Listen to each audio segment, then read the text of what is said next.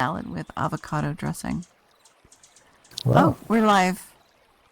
Cool. Well, go to the Portland Bhakti Center, everybody. A little advertisement there. And welcome to Bhaktiville. So today we are reading again from the teachings of Lord Caitanya. We're still in the front matter, so we're on the prologue, and on the PDF, it's page 27, and there is no page number on this PDF, so I can't tell you what the actual page number is, but it's the prologue. So if there aren't any questions, I'll go ahead and start. The Life of Caitanya Mahaprabhu by Srila Thakur Bhaktivinoda. Caitanya Mahaprabhu was born in Mayapur in the town of Nadia just after sunset on the evening of the 23rd Falgun, 1407 Sakabda, answering to the 18th of February, 1486 of the Christian era. The moon was eclipsed at the time of his birth, and the people of Nadia were then engaged, as is usual on such occasions, in bathing in the Bhagirati with loud cheers of Haribol. His father, Jagannath Mishra, was a poor Brahmin of the Vedic order, and his mother, Sachi Devi, was a model good woman, both descended from Brahmin stocks, originally residing in Sylhet. Mahaprabhu was a beautiful child, and the ladies of the town came to see him with presents. His mother's father, Pandit Nilambar Chakravarti, a renowned astrologer, foretold that the child would be a great personage in time, and he therefore gave him the name Vishvambar. The ladies of the neighborhood styled him Gaur Hari on account of his golden complexion, and his mother called him Nimai on account of the neem tree near which he was born. Beautiful as the lad was, everyone heartily loved to see him every day. As he grew up, he became a whimsical and frolicsome lad. After his 5th year, he was admitted into a school where he picked up Bengali in a very short time. Most of his contemporary biographers have mentioned certain anecdotes regarding Caitanya, which are simply records of his early miracles. It is said that when he was an infant in his mother's arms, he wept continuously, and when the neighboring ladies and his mother cried, Haribol, he used to stop.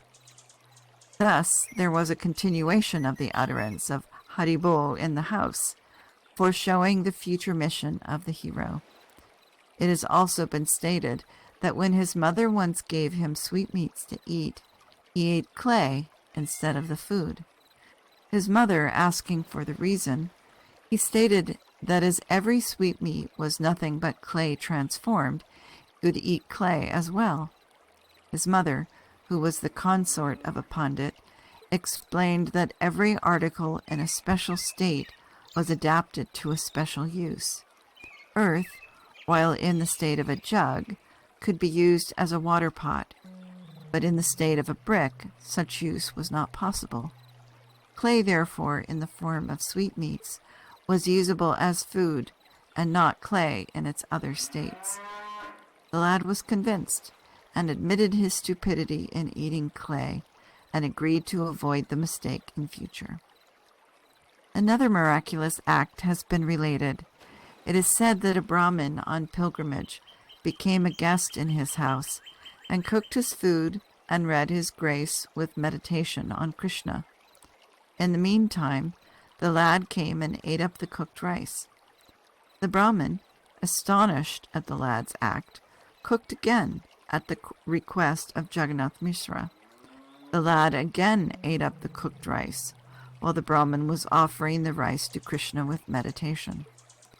The Brahmin was persuaded to cook for a third time.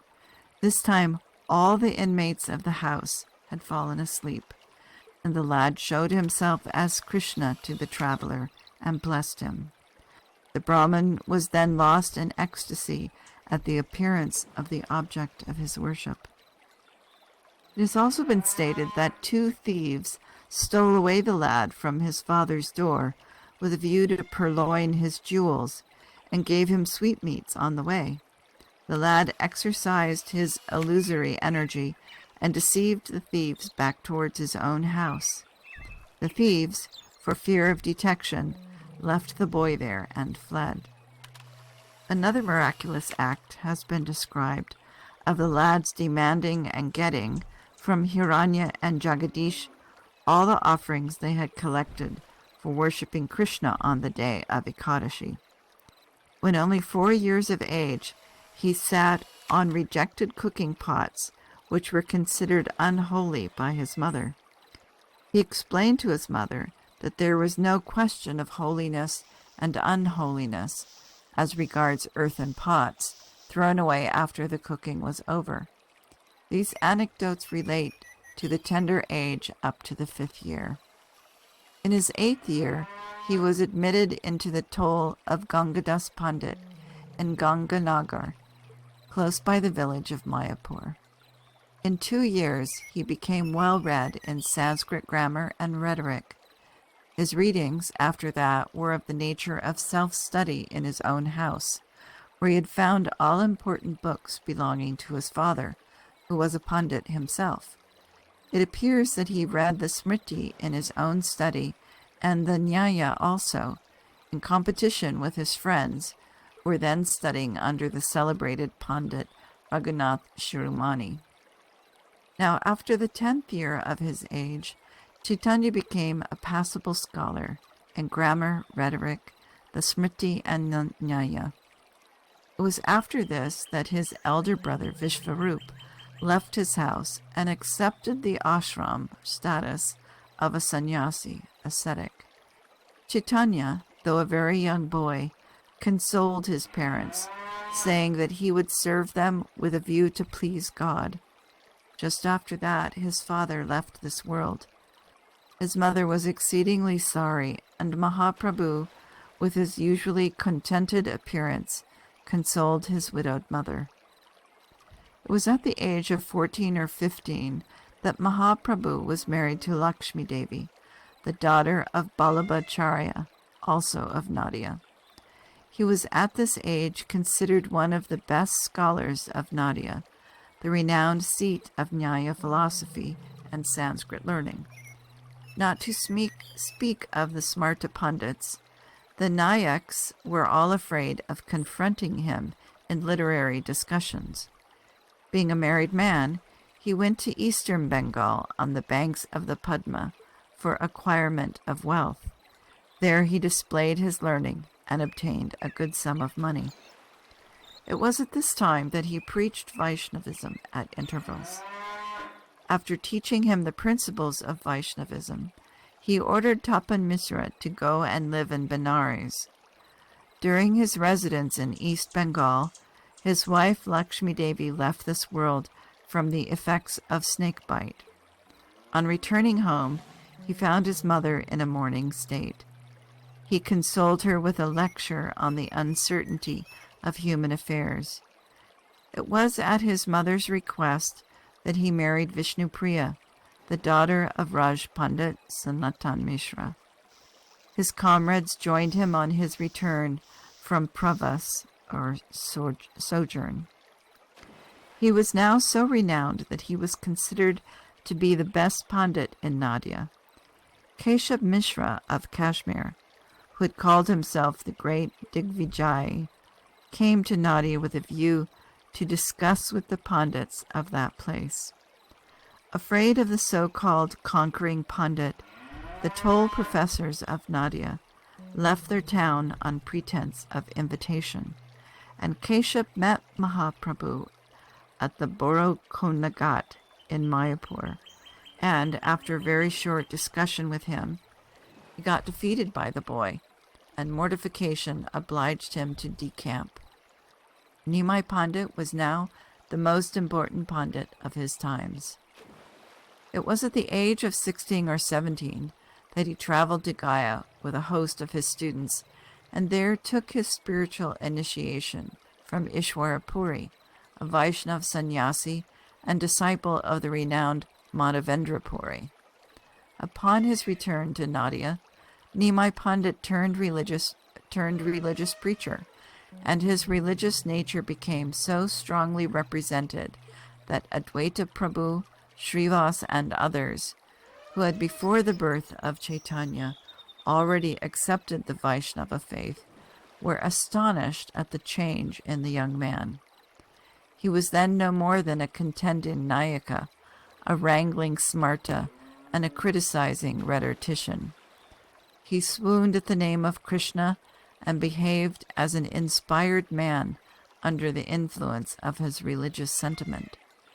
It has been described by Murari Gupta, an eyewitness, that he showed his heavenly powers in the house of Srivas Pandit in the presence of hundreds of his followers, who were mostly well-read scholars.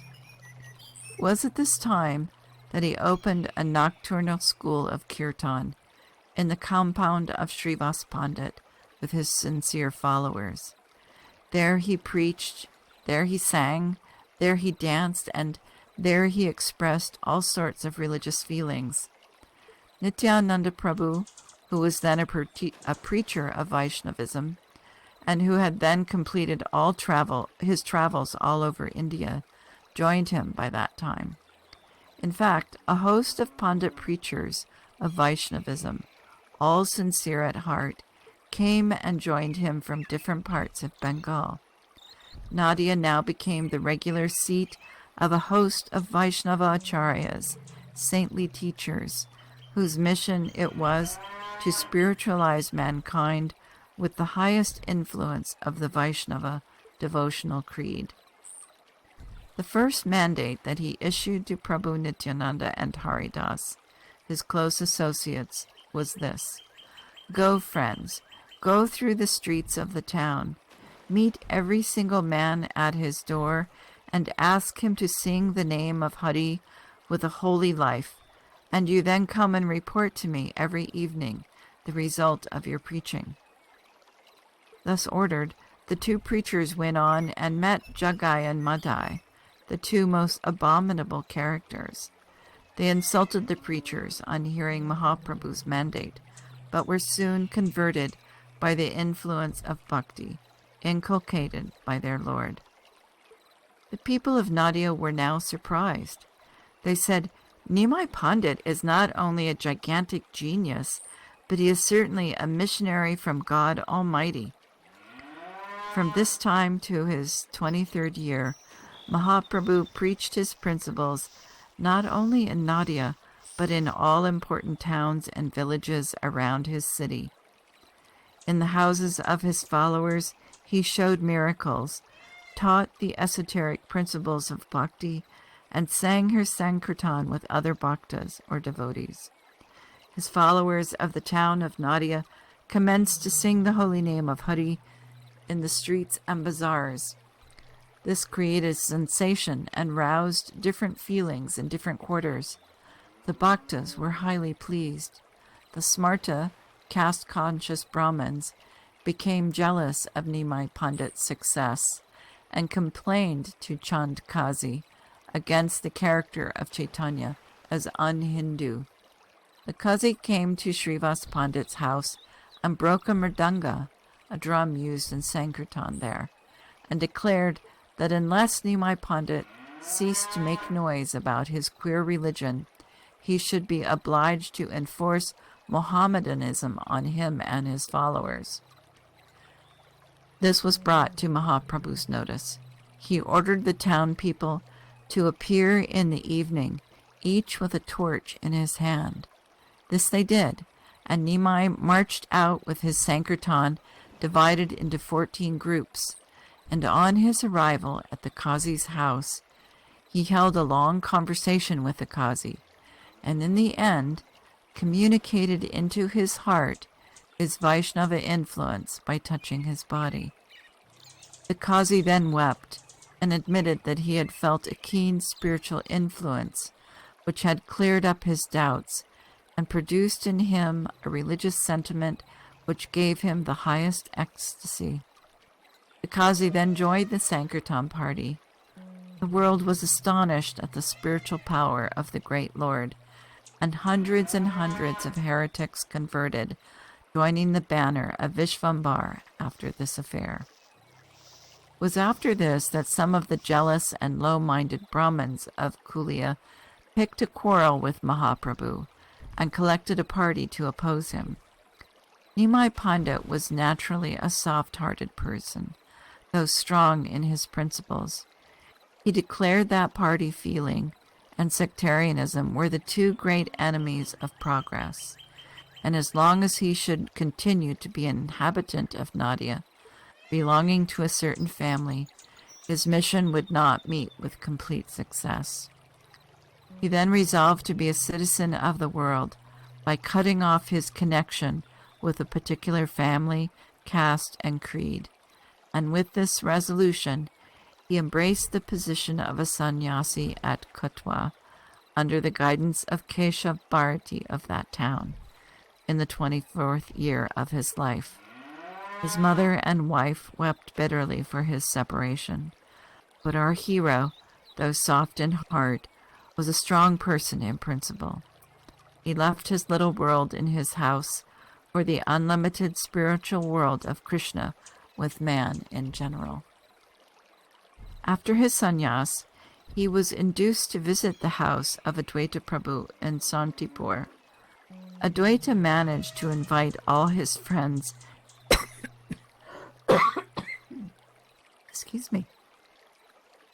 Advaita managed to invite all his friends and admirers from Nadia and brought Sachi Devi to see her son. Both pleasure and pain invaded her heart when she saw her son in the attire of a sannyasi. As a sannyasi, Krishna Caitanya put up nothing but a kaupan and a bahirbas outer covering. His head was without hair, and his hands bore a danda, a stick, and a kamandalu, a hermit's water pot. The holy son fell at the feet of his beloved mother and said, "Mother, this body is yours, and I must obey your orders. Permit me to go to Vrindavan for my spiritual attainments." The mother, in consultation with Advaita and others, asked her son to reside in Puri, the town of Lord Jagannath, so that she might obtain his information now and then. Mahaprabhu agreed to that proposition, and in a few days left Shantipur for Orissa. His biographers have described the journey of Krishna Caitanya. That was the name he got after sannyas. from Shantipur to Puri in great detail. He traveled along the side of the Bhagirati as far as Chhatrapog, situated now in Tanamaturapur, Diamond Harbor, 24 Pergs. There he took a boat and went as far as Prayag Ghat in the Midnapur district. Thence he walked through Balasore and Katak to Puri, seeing the temple of Bhubaneswara on his way. Upon his arrival at Puri, he saw Jagannath in the temple and put up with Sarvabhauma at the request of the latter. Sarvabhauma was a gigantic pandit of the day.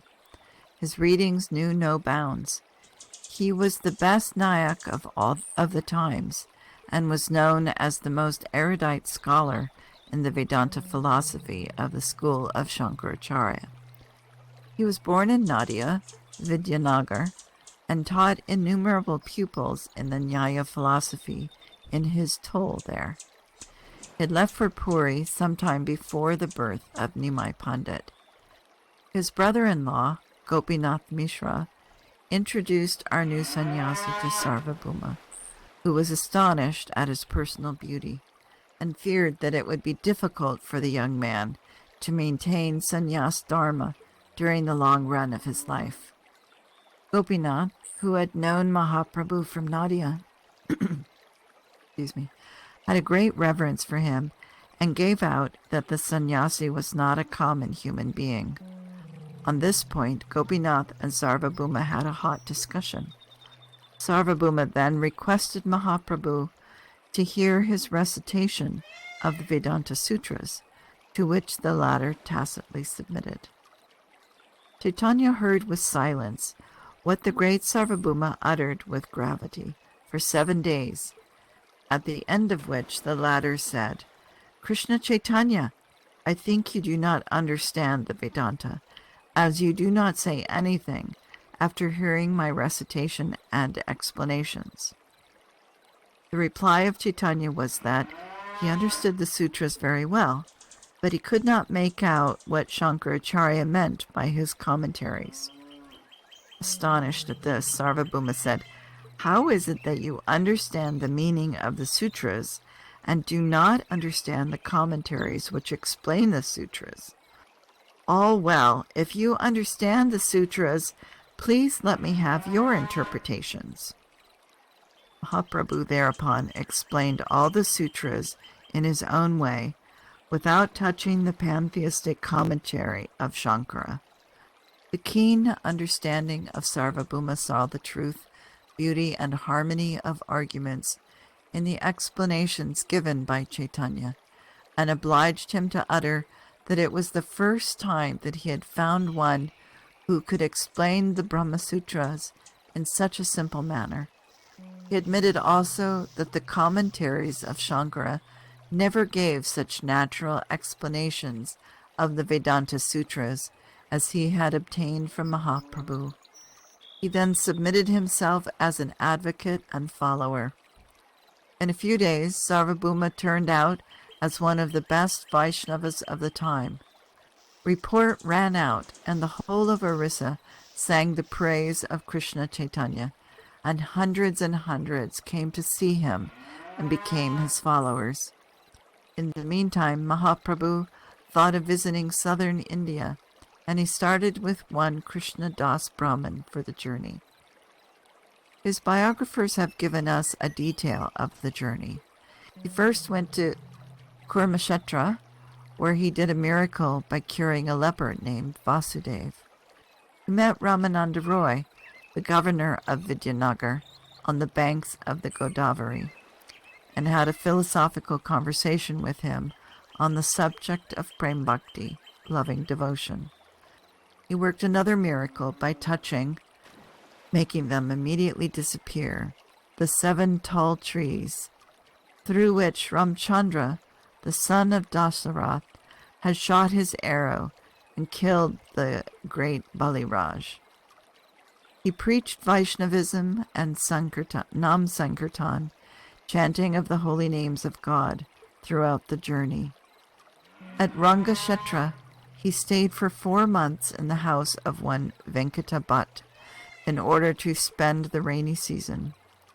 There he converted the whole family of Venkata from Ramanuja Vaishnavism into Krishna Bhakta, along with the son of Venkata, a boy of 10 years named Gopal, who afterwards came to Vrindavan and became one of the 6 Goswamins, or prophets, serving under their leader, Sri Krishna Caitanya. Trained up in Sanskrit by his uncle Prabodhananda Saraswati, Gopal wrote several books on Vaishnavism.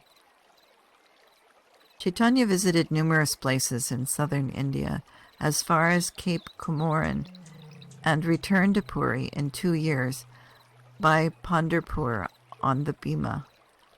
In this latter place, he spiritualized one Tukaram, who became from that time a religious preacher himself. This fact has been admitted in his Abhangas, which have been collected in a volume by Mr.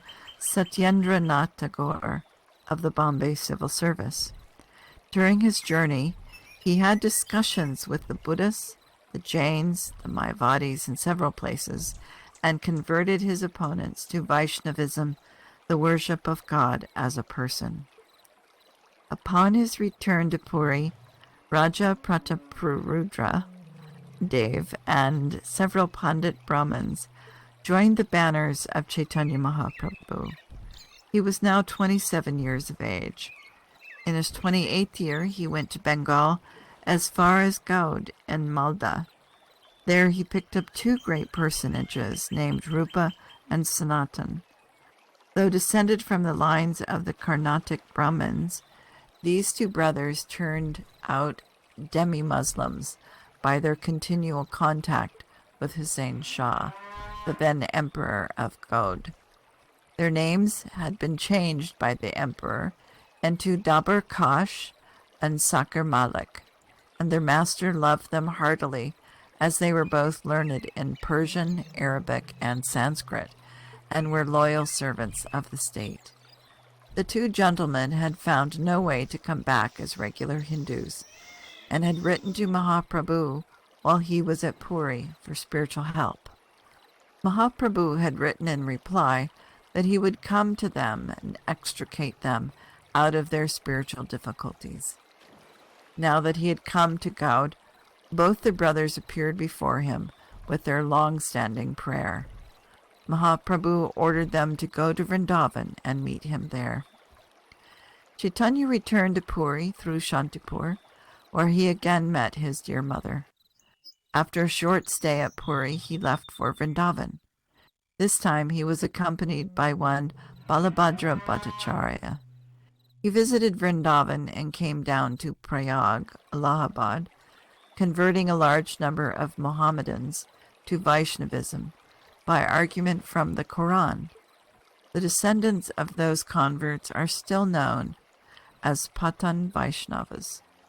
Rupa Goswami met him at Allahabad, and Chaitanya trained him up in spirituality in 10 days and directed him to go to Vrindavan on missions. His first mission was to write theological works explaining scientifically pure bhakti and prema, devotional service, and love of Godhead.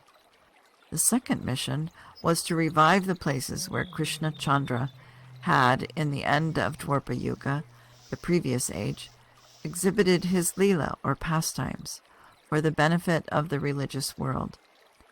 Rupa Goswami left Allahabad for Vrindavan, and Mahaprabhu came down to Benares. There he put up in the house of Chandrasekhar and accepted his daily bhiksha meal in the house of Tapan Mishra. Here it was that Sanatan Goswami joined him and took instruction for 2 months in spiritual matters. The biographers, especially Krishnadas Kaviraj, have given us details of Chaitanya's teachings to Rupa and Sanatan. Krishnadas was not a contemporary writer, but he gathered his information from the Goswamins themselves, the direct disciples of Mahaprabhu. Jiva Goswami, who was the nephew of Sanatan and Rupa, and who has left us his invaluable work, the Sad Sandarbha, has philosophized on the precepts of his precepts of Caitanya from the books of those great writers. While at Benares, Caitanya had an interview with the learned sannyasis of that town in the house of Marda Brahman, who had invited all the sannyasis for an entertainment. At this interview, Caitanya showed a miracle which attracted all the sannyasis to him. Then ensued reciprocal conversation.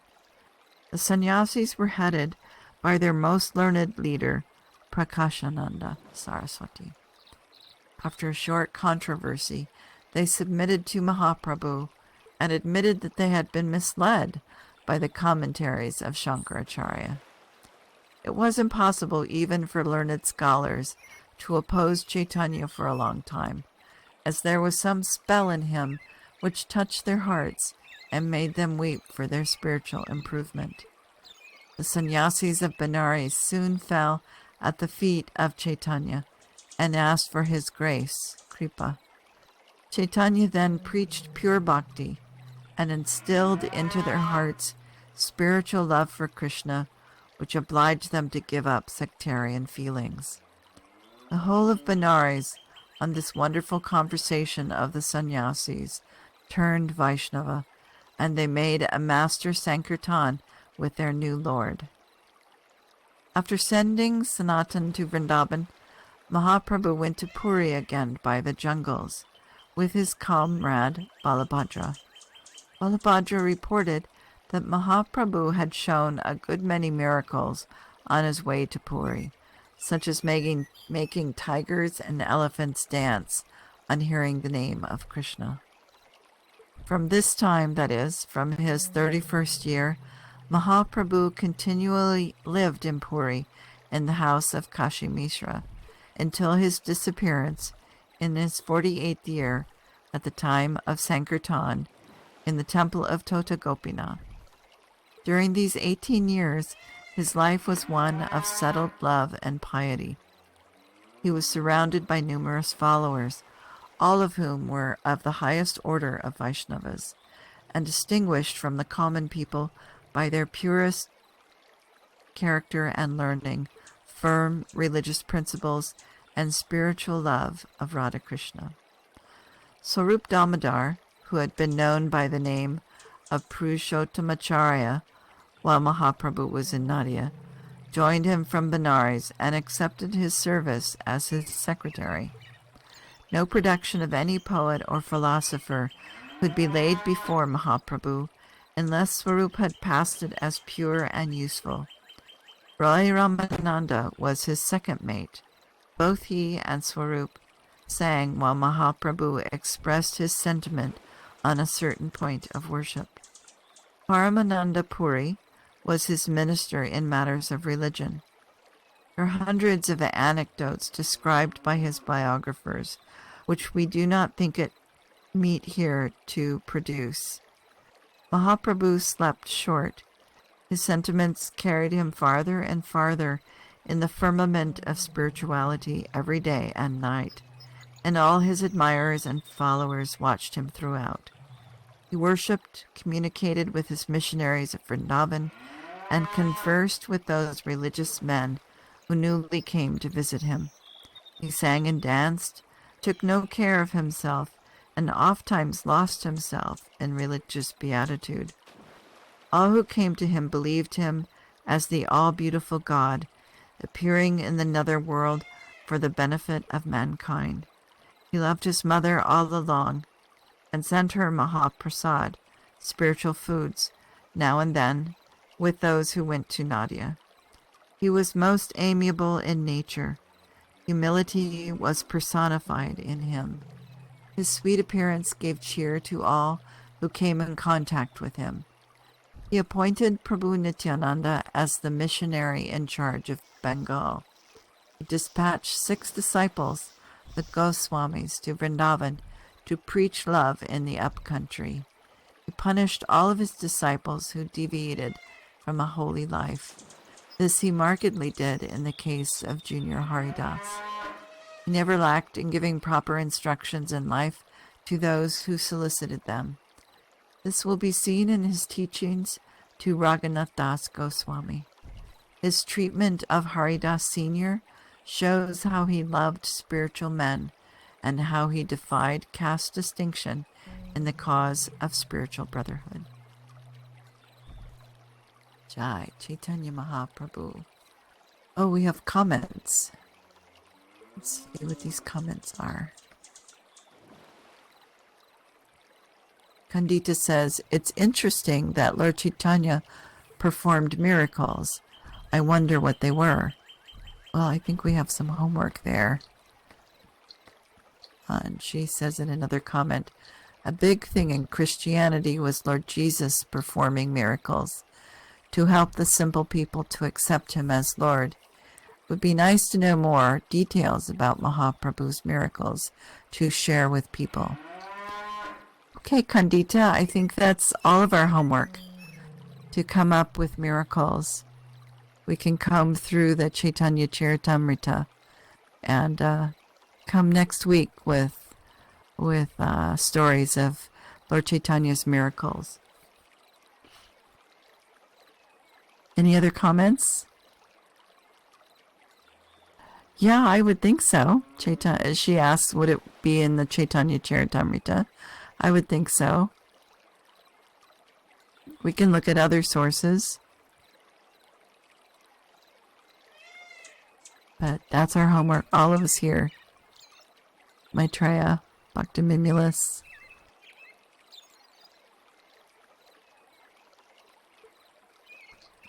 And cut ears. Haribol? Hare Krishna. So that's our homework. Thank you, everyone. Hare Oh, sorry, Krishna. I couldn't hear the last time. See you next Couldn't week. hear the last time. What homework? Okay, so our homework, Kandita was asking about what miracles did Lord Chaitanya perform. So our homework is to come up with, find the stories. Thank you, Bhakti. To come up with the stories of Lord Chaitanya's miracles.